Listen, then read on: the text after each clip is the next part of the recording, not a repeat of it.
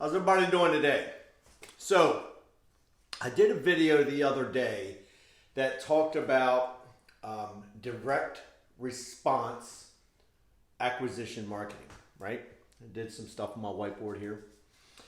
And mainly, I don't know if I stayed on topic or not, but mainly I talked about like the tools that you use, right?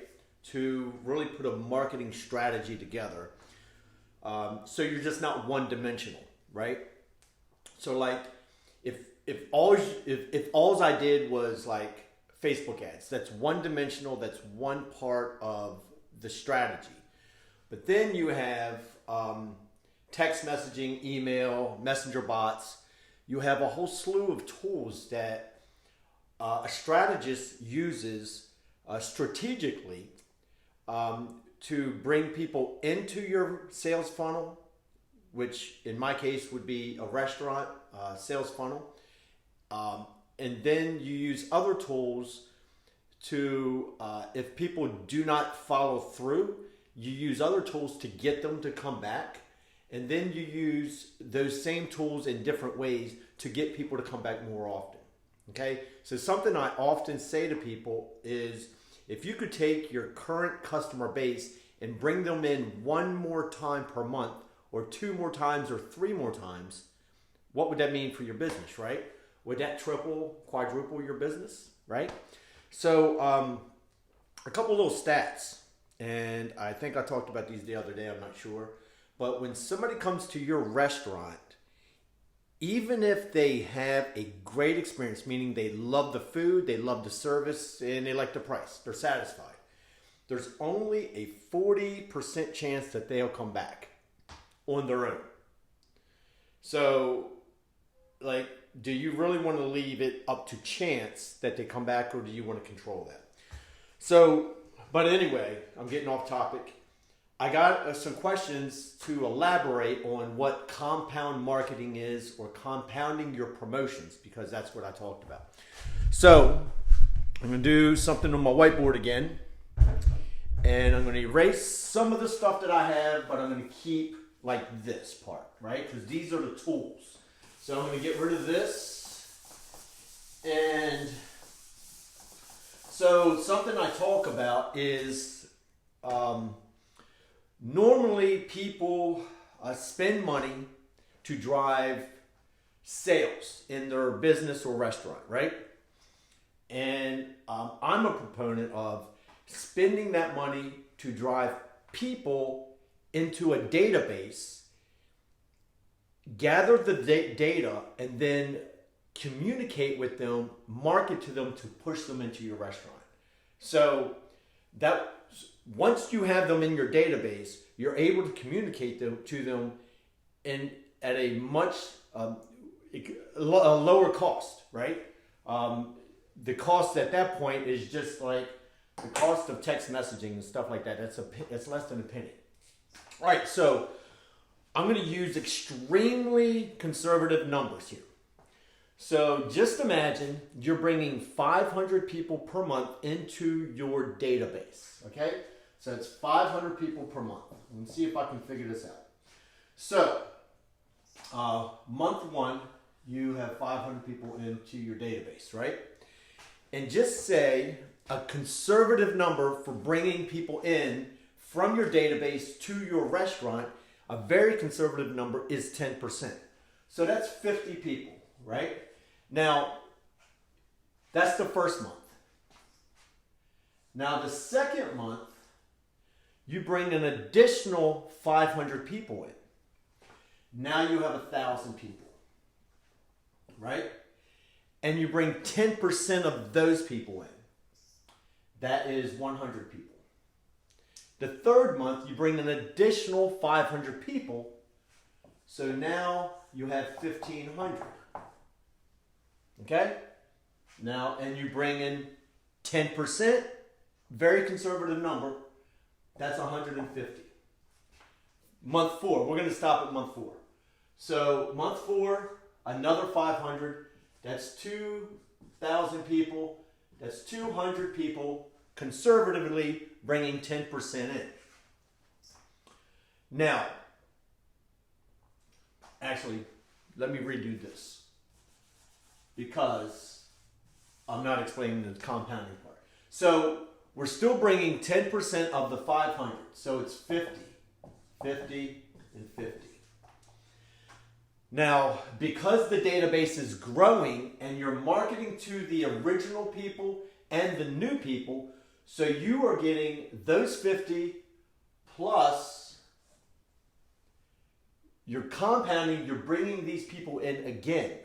Okay? So you're bringing another 10% in. So now that's 100. You see what a error.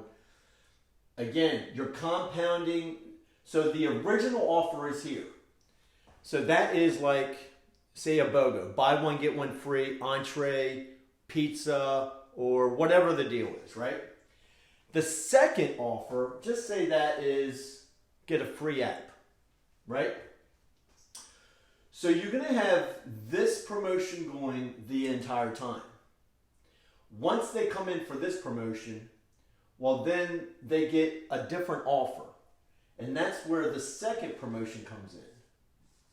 So at all times, you continuously have all these promotions going on. And you continuously get another 10%. Okay? So, and these numbers actually would change over time. Now, how do you get these people in? So the original offer, you get them all through social media, right? And or your current database, which would come from your POS system, right? After that, through figuring out how your customers want to be communicated with, because different people want to see things in a different way, between email, text messages, Facebook Messenger, and remarketing ads, you communicate in different ways. A good way to explain that is, I had a friend, and this is a true story. I had a friend, he was trying to catch a mouse that was in his garage. So he set a mouse trap. The mouse was slick. He would constantly take the cheese, the peanut butter, no matter what he put on there, it would constantly get it off and he would not be able to catch this mouse. This went on for a few weeks. And somebody told him, put more mouse traps. So he put 5 mouse traps out. Next day, he had the mouse. Why? Because he was hitting that mouse from all angles. The mouse got trapped. You do the same thing with your customers.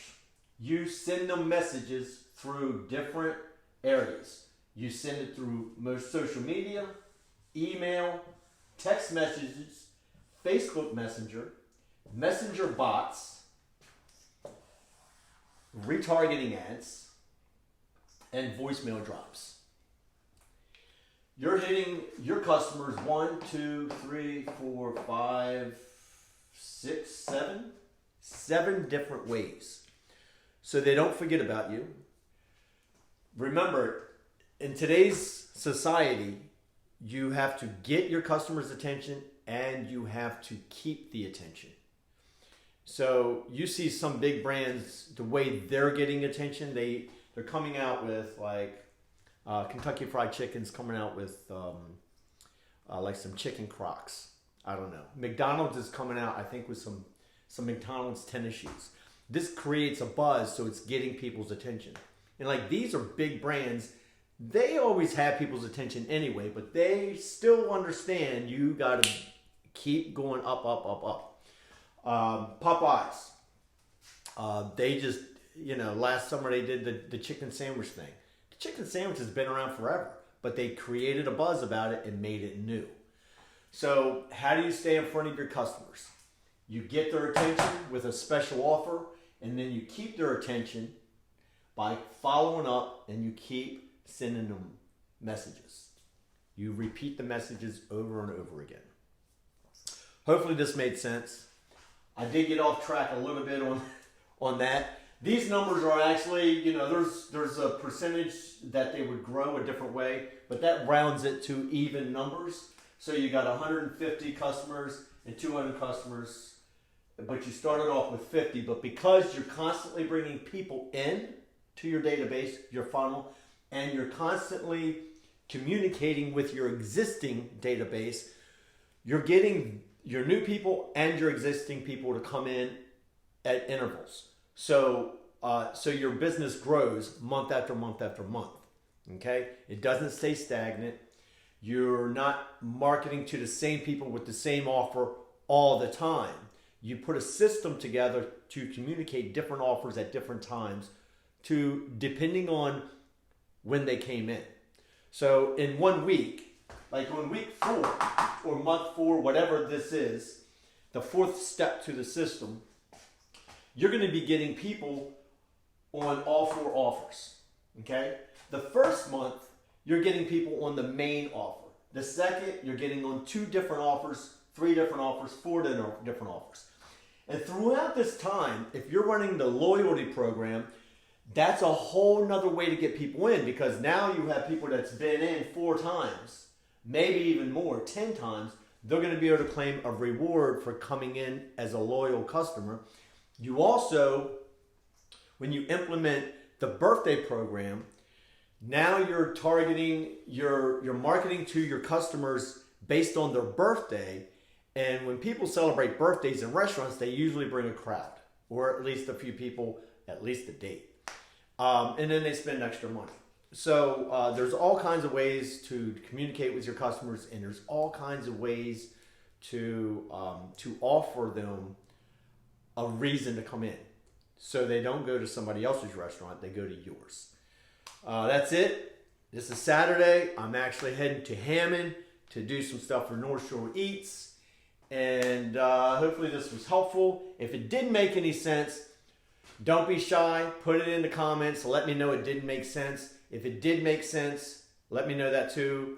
Because I kind of veer off from my topic sometimes, and I can re-explain. So anyway, thanks a lot for watching. Let me know if you have any questions, and I'll do another video. Peace out.